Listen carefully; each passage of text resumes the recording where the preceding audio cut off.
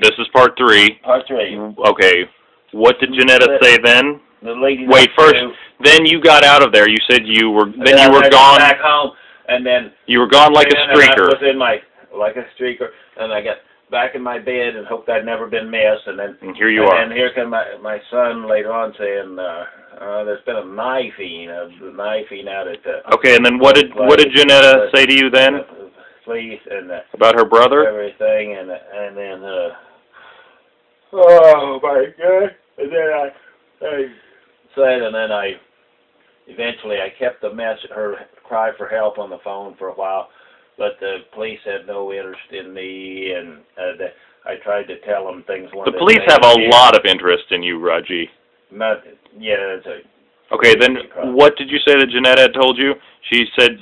Well, that's what she had told me. She was gonna if she wasn't getting her house and and that she had filled up against my wishes with all her junk, tractor trailer load of clothes and personal stuff and furniture and stuff. She said she was going to go see her brother. How are we going to remodel this house, which had been destroyed by vandals and stuff, with your stuff in it? She said, "Oh, we'll just work around it."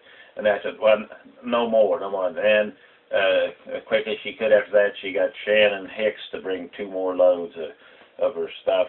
I'd hauled 2 big loads. But you had said that she had contacted her brother. She was going to go. She contacted her brother or half-brother or pretend brother in Alabama that was supposed to have a fishing boat and make big money. It's a shrimp boat captain. No, it's a tourist, more of a deep sea fishing. No, and you said that it wasn't Forrest Gump either. Okay, and she claimed that she was going to go to Alabama with a banjo on her knee? No, she was going to go with my head on her knee. Was what I was afraid of. Okay. And I was always afraid she wanted sexual favors from me, and that frightened me more than a little. Yeah. But anyway, I went. If you put this in a humorous perspective, you make it unacceptable for court of law. Well, you said videotape is inadmissible in court anyway. Yeah, but it would be if we get the news media. If this the could news be part is involved in this, yeah. I would like to see. I think this could be part of an entire case that we're making. Maybe an entire case that I'm making as well. Yes, I think so too, Dad. To get your father's wealth, if he had any. I just want to take care of you, Papa. I just want to take care of your $1,000 a month. Benefits from my Social Security from 1958. No, when I was 58, not 1958, but when I was 58. I started getting Social Security. Mark, I used all that money to buy junk cars and haul them in, and then Mark became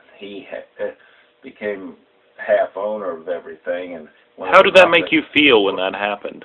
Oh, just violated and used. But I'd already been emotionally rejected by Mark and dismissed from his family, even though he had put it in writing.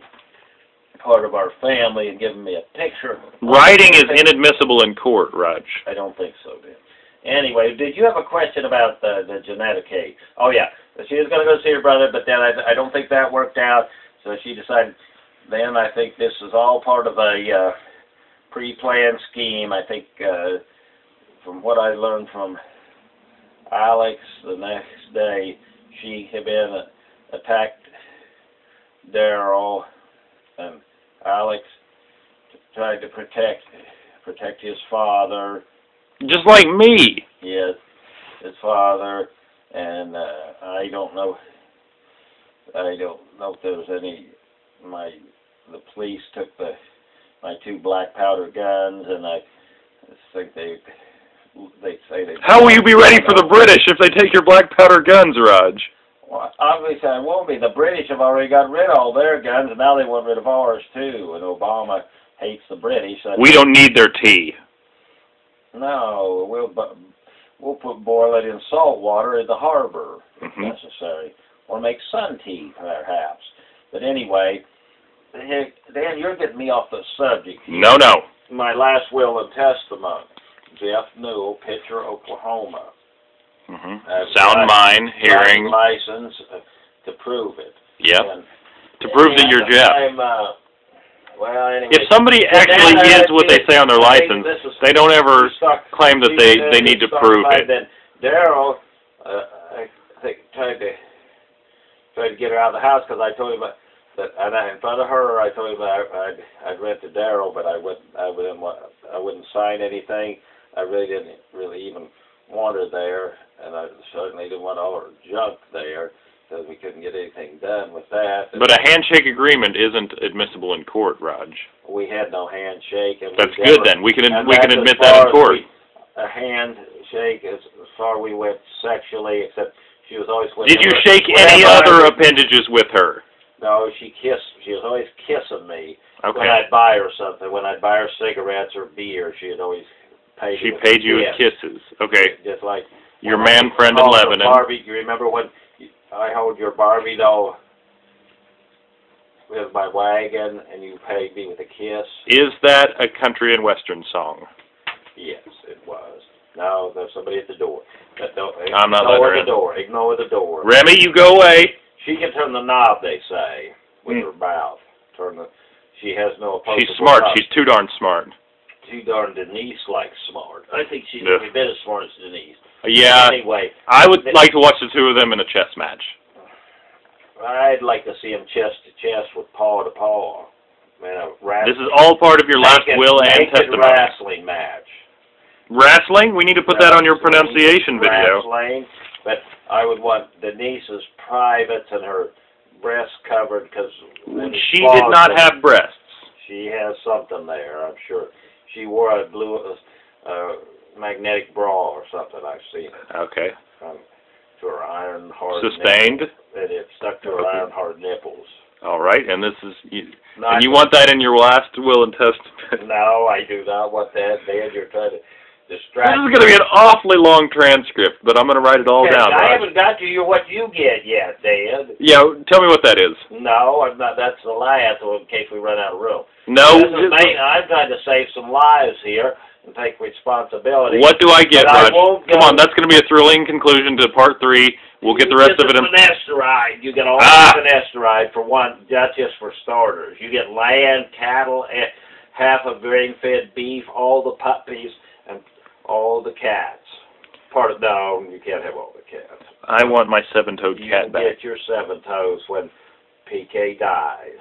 You get that when she dies. So, of natural cause. Some people say. Then I've got to press on here. and the police came back in a few days, and we were all out there working, and they went to look through stuff again, and they went through looking for more evidence of some kind, and it was after that, a later date, that I found the pie filling that I assumed she had put it. It was more or less in plain sight out on the ground, and I don't know why the police weren't able to find it. But I tried to talk to the prosecutor. I tried to talk to the police and tell that I was a witness and a victim and family member. And a confidant. No, we don't want. Also a lawyer. We don't want you. Everybody everywhere. An advisor. Even while they were trying to murder Alex in the insane asylum, like where they took my son. Mayor of Dan, Pitcher, Oklahoma. Dan, they didn't want. They wouldn't let me. They said, "You're just trying to interfere. You don't have any purpose in this." That what he think. Just an old crazy guy or something trying to mess up the system, going against the system. They said you can't win like that, right? And I said, well, doesn't that $50,000 bond?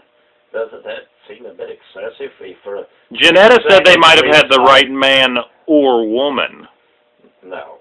How many personalities does Daryl have? Janetta says he has 6, I think. Sometimes he's a dance hall girl, and sometimes he's a homemaker, and he with nothing but an apron, and goes around and greets her with a smile, nothing but a smile when he takes off the apron, and cooks her breakfast and stuff. But the problem Sometimes he's Daryl the mechanic, though, I too. always wondered why was Daryl addicted? Why was this one of his addictions? I know he had addictions to alcohol, Firearms. non-firearms, and tobacco. The black powder is considered a non-firearm, actually. Okay. Black powder rifle. So he is addicted to alcohol, non-firearms, tobacco, especially, Potpourri. but also the awful potpourri. And the apple pie filling. The drug of choice, though, he likes sweet cereal. He likes sweet cereal, much like my son Dan. Okay. And Janetta said he was bipolar. She said this before, and that's why I think she insisted upon tricking